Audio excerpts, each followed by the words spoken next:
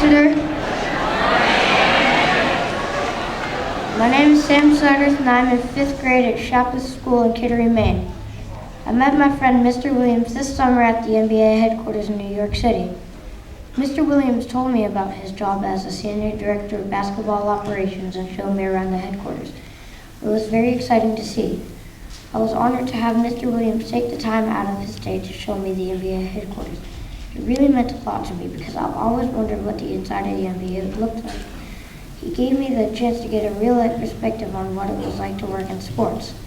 I love sports. Speaking about sports, Mr. Williams has a background in sports. As you know, Mr. Williams graduated from Exeter in 1992. He was captain of the basketball team. He went to Davidson College, still playing basketball. He got his degree in sociology. He got to intern at the White House, then played in the NBA for the San Antonio Spurs, Milwaukee Bucks, and in France, Italy, Greece, Germany, Israel, and the Philippines. He was fortunate to play for and win 2 championships with the San Antonio Spurs and with the Sioux Falls Skyforce. That must have been a cool experience. After playing professional basketball, Mr. Williams was asked to work for the NBA. He first worked as director of player development. Now he works as the senior director of basketball operations in New York City. He's in charge of making sure everything is good and with how they play the game. There aren't many people who take the time out of their day, especially with such a busy job, to show a 5th grader around, but Mr. Williams has done this throughout his life. He received Davidson College's Tommy Peters Award for his work with the Big Brothers program, the Hornets Nest, and Pine Senior Community Volunteer Group. He also won Foundation Award of Excellence in Community Service, the Spurs Foundation Award of Excellence in Community Service. Mr. Williams must have worked very hard to get where he is. He has played professional basketball, helped with community service, and played for the NBA. Now he is finishing his law degree from Rutgers School of Law in December. As you can tell, Mr. Williams is a very hard worker, but more important to me is the time that he takes to help others. Now I'd like you to meet my friend, Mr. Brandon Williams.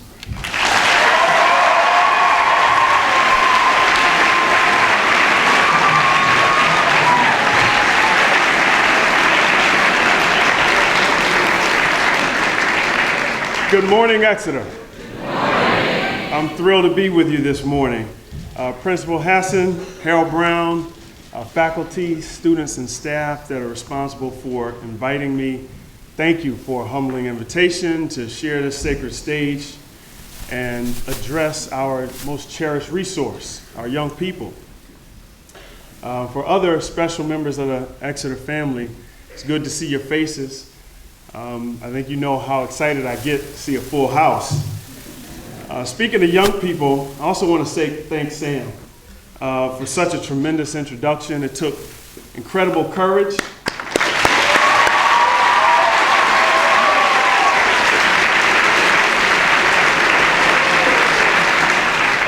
And by the end of my remarks, I hope I'm able to pull together a theme that Sam and a significant experience from my Exeter memory will help illustrate, and that's the collateral impact of leadership. As you know, this weekend is Leadership Weekend. Unites alumni volunteers who care enough about the Academy to work to advance its strategic goals, and that's a mouthful. But underlying that broad purpose are collective feelings of indebtedness and gratitude, commitment and love for this institution, for this family. Each of us has been moved to involvement in a variety of ways because we're of the incredible impact of leaders that have come before us, be they principals, teachers, other students, our family, even visitors. We recognize what a privilege it is to be asked to come back and share. It's something that we cherish. It's not just because of some nostalgia that we share, but the ever-evolving connection of the experiences through generations of Exonians, well beyond our last class here. This connection materialized as recently as this fall. Nancy McDonald, our Associate Director of Annual Giving, made a trip to New York City, and she reached out to me regarding her grandson, Sam. Nancy explained that he's such an avid basketball fan that it would be great to just spend some time. So I invited them. It was my pleasure to have them at the league office for what I thought would be a few minutes, and we talked about the halls of memorabilia and the things that were in my office, and he was asking such open and honest questions. I decided to take my lunch break with them and spend it in the MBA cafe. And Sam was such a remarkable individual that I wanted to introduce him to more of my colleagues. I intended to make an impression on Sam, but what I did not intend was for him to leave, go home and write me the most remarkable note of thanks. I intended to treat him with respect and have an enjoyable few minutes together, but I did not think it would move him to make the comments he did today and call me a friend. So I want you to think about the collateral impact of leadership. Let me take it just a bit further. In the 20 years or so since my graduation, I've been blessed to have been led by some incredible leaders, whether it's President Bill Clinton during my White House internship, or Coach Greg Popovich during my year with the championship Spurs, or even now, Commissioner Stern at the NBA. And while I've learned a great deal through each one of them in limited time, my most impactful, and I can tell you this, my most impactful lesson of leadership was learned in the first few months of my lower year. This leader that I'm going to tell you about was not elected, nor appointed or hired. They were just somebody, like my time with Sam, that wanted to encourage me, make me feel a little bit better. I'm going to drive this home because it made me feel like I could master my destiny, and that's the collateral impact of leadership. I came to Exeter in the fall of '89. I wasn't the boldest of characters. It may be slightly unbelievable. My style leaned toward quiet, a bit reserved. I had this slow southern drawl and twang, and people here were kind enough to consider me articulate anyway. I had been a model student in Louisiana, an A student. I was a pretty good basketball player. I'd been steadily reassured that I was special by coaches and teachers, my pastor and community leaders. And that may not mean as much to you as it did to me so many years ago, but I can tell you, when you're from a town of 450 people, and everyone is literally a family member, every compliment counts double. It didn't take long, though, for my healthy confidence to turn ill. I learned that an A in Louisiana was not worth much more than a C in Jack Herney's history class. I found myself at a slight disadvantage as I watched the conversation be sparred across the Harkness table in Mr. Withers' literature class, this incredible debate over the Scarlet Letter. I was shaken in the classroom, so I looked to the basketball court for confidence recharge. And with a couple of my new friends from Webster North at my side, we marched to the gym, ready to crown a lower king of the court. It was a great plan, except I ran into some pretty aggressive postgraduates and seniors. We played pickup, and with every break in the action, I felt like my head was spinning. I mean, these guys were more athletic. They were stronger and bigger than I'd ever experienced before. They were using techniques and tactics that I hadn't seen before. So I was baffled. And after having my suddenly weak Southern game thrown back in my face, and I was exposed in a second real way, my now sickly confidence was on its deathbed. I was stunned. Without question, I had never thought I'd struggle keeping up academically and athletically. I struggled for several weeks, until one evening I came to the Academy Hall building, to Assembly Hall. The ALES was preparing for its assembly that week. And I was just observing.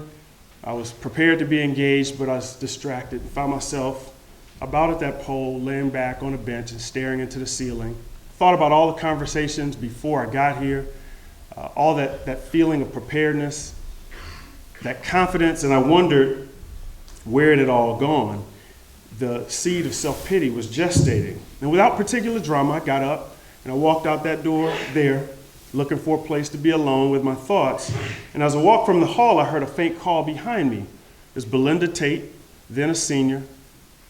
"Brandon, where are you?" Why was she calling out, and how has she even seen me? She was directing the cast. dipped and dodged. I didn't want her to find me, and I found myself above the grill, which I understand is not there anymore. But in the art gallery, I found a seat. Alone, I thought. Just a moment later, she appeared and said, "What can I do? How can I help?" I spontaneously burst into tears. I don't know for how long, but I know it wasn't quick. The question I was faced with was, do I have what it takes? And what overwhelmed me at that moment was the thought that I did not. But Belinda was incredible. I mean, she was patient. She waited for me to get it all out, telling me all the while to not be embarrassed. She assured me that it wasn't weakness, nor was it uncommon. But I'm sure you know that was hard for me to accept because embarrassment was right for so many reasons. Among other things, I was a 14-year-old boy here with an attractive senior sobbing on her shoulder. Not only did I lose whatever bit of cool I had, I realized I would not be getting an invite to the senior dance. But Belinda helped me work through my sadness that night, and she displayed what I've come to know as incredible leadership qualities. First, she was observant. Even though I shared my frustration here or there, I masked it to some degree. Those casual dining hall conversations about regretting a class or surprisingly poor grade on an exam, she recognized as more than griping, but that I was indicating. She noticed that the optimism I had in my basketball future, which was always such a part of my conversation, had gone missing. So she was keeping an eye on me well before that night. Number two, she sacrificed for me. When I was most in need, when I felt my lowest, Belinda cared enough to make me a priority. Despite needing to prepare for the ALES assembly, when it could have otherwise cost her a bit of attention or precision, she recognized I needed her more than the group. Third, she provided me direction. She articulated the value of my dorm head and other resident faculty who could provide familial support and mentor and advise, give me someone to talk to about life, school, and generally help become more comfortable with my new challenges. She directed me to classmate study groups who would bridge the gap in comprehension and understanding. And fourth, maybe most importantly, she offered encouragement. Basketball was not Belinda's first language. She didn't know exactly how to advise there, but she made me aware of a few compliments that a few older players had made to her about my game, and unbeknownst to her, that was as effective as a cheer. It reminded me that I wasn't here by accident. It reminded me that I was capable and that my resolve would fashion my success. Now, recognizing I was well beyond check-in time for lowers, she hugged me, pushed me on my way back to Webster North. But in that hour or so, Belinda was effective as a leader as I've ever known. She just wanted me to feel better. But the collateral impact of her leadership was restored confidence and the opportunity to prove myself, which it made me begin to think aggressively about formulating a plan as to how I would establish a presence in the class and on the court. So I started sitting with my upper and senior friends where I could ask them their thoughts about the current novel. They gave me ideas about what I might look for, what I might mine from the text. I found out that my dorm head, Mr. Hagan, who offered hot chocolate and a place to sit in his living room, was more than just a new family member, but gave me the opportunity to debate, talk about current news, and just get more comfortable with the Harkness experience. It allowed me to flex and exercise my conversational muscles. It certainly impacted my confidence and eventually affected and impacted my grades. On the court, I started spending more time after each pickup game with one of the best players. When they executed drills, I paid attention. I observed. And even though a little intimidated to ask because I wasn't his best player, I approached my varsity coach, Westling, who I can't say enough about, and I asked him to commit one-on-one time with me. Show me drills, show me skills and tactics. It wasn't easy, nothing happened immediately.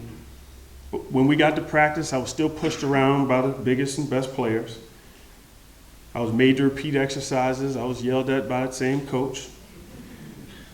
And 4 games into the season, I hadn't played a single second in any game. But in that 4th game, the second half, unfortunately, one of our best players who played my position went down with a knee injury. And as I watched the medics carry him off the floor, this 6'7" man appeared in my face and grabbed me by the jersey, told me to get in and play like I'd been practicing. I don't know what I looked like to him or the team at that moment, but I know I was shaking. I needed to go to the restroom. But it was showtime. Nothing incredible, but I played well that day and I started every game thereafter. Success didn't come immediately. I was a work in progress for 2 years. But what did happen immediately is I understood that I belonged. The impact of his leadership drove me to collegiate and professional success. Going back to Belinda, her act of leadership that night, it did more than cheer me up. It possibly saved me from throwing in the towel. As many of you know here, I was faced with more than just academic and athletic challenges. I was a long 48-hour bus ride away from my brothers and mother and father. I missed home. This entire experience that fall, the new culture and climate, it was a shock. But Belinda followed me that night for a particular purpose. The effect of her effort, though, was much farther reaching than she could have imagined. I want you to remember the collateral impact of leadership. After having been impacted at such an early age, it's guided my steps through each phase of my life since. I've been humbled and complimented for a broad set of experiences, whether Exeter, NBA, or otherwise. But I remember 23 years ago how fragile I was that night, and how these stories and accomplishments may have never come to be but for the collateral impact of leadership. Over my years, I've heard from many people, you can't lead if you're not the captain, if you're not the veteran. If you're not the boss, your job is not to lead, but to follow. You can only lead if others are willing to follow. These are all interesting anecdotes, but none are necessarily true and should be dispelled this morning. If you've thought similarly, you're in good company. Many of my friends and colleagues, very successful people, have said just the same. Let me assure you today, a leader does not wait for an invitation. He doesn't need an endorsement, nor does she need a cosigner.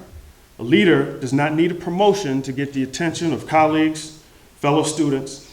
A leader does not need the crutch of a director's, manager's, or captain's title, because a leader is an influencer, a people mover. She's a person with the ability to impact another individual. Now notice I didn't say group, another individual. She can help one stamp out the kindling of self-doubt, inspiring them to think a little deeper, practice a little harder, run a little further, study more vigorously. He can ignite the torch of passion and determination. A leader mentors. She sacrifices. And while many of us here think you have to be on top, in front, elected or chosen, even if none of those descriptors quite fits you, believe me, you can be an awesome and impactful leader. Believe it or not, your impact of leadership will be felt for the good or bad in ways that were not the focus of your effort. In other words, you're going to have an impact whether you want to or not. And it doesn't matter whether you're a prep or a senior. I want you to take another moment to think about it. From preps to seniors, each of you has come to the aid of a friend, or they've been there for you. Someone in here didn't get the grade. Someone's been cut from the team or is worried about college applications. Some are challenged to make new friends or build a new support system. Believe me, that person is not looking for a captain, but they're looking for someone to step up and take action. Just like I did 23 years ago, every person here at some point will face something that makes them wonder whether they have what it takes. And when you help them realize they do, you'll not only be impacting them, but several people as they pay it forward. That's the collateral impact of leadership. I want Sam's presence to be a vivid representation and reminder to all of us, the impact you can and will have on people, whether deliberate or incidental. You'll impact those that are particularly young, that are looking up to you, that are using you as the basis for their goal setting. They look to model their behavior after you. And this happens not just across a 3-decade age gap, but can happen across 4 years. It's a significant responsibility, but one for which you're well equipped, and I know you embrace. In the spirit of non-civi, are you being observant? A classmate might be signaling that they need your insight, your particular talent, experience, to help them through a trouble spot. Are you being attentive? Do you have the strength of selflessness that compels you to sacrifice your time, your resources, your individual thrill for your fellow student or teammate? When there's an opportunity, are you careful to encourage and restore confidence when you sense that it's failing? These are principles that I've maintained since my years here, throughout my travels, exploits as a professional player, as an executive, as a member of my community. I'm reassured these principles provide a sound foundation as I encourage you to make them the cornerstone upon which you build. Exonians, I hope you found a nugget or two to be provocative enough to warrant deeper consideration and conversation. Hope that you're inspired to be the best that you can be for yourself, the Academy, and the greater community. And I truly wish you a productive and successful 2012-13 school year. It's an honor and a pleasure to be here and visit with the Academy and to stand before such an attentive audience as you. Thank you so much for your attention, your engagement. Remember, the collateral impact of leadership.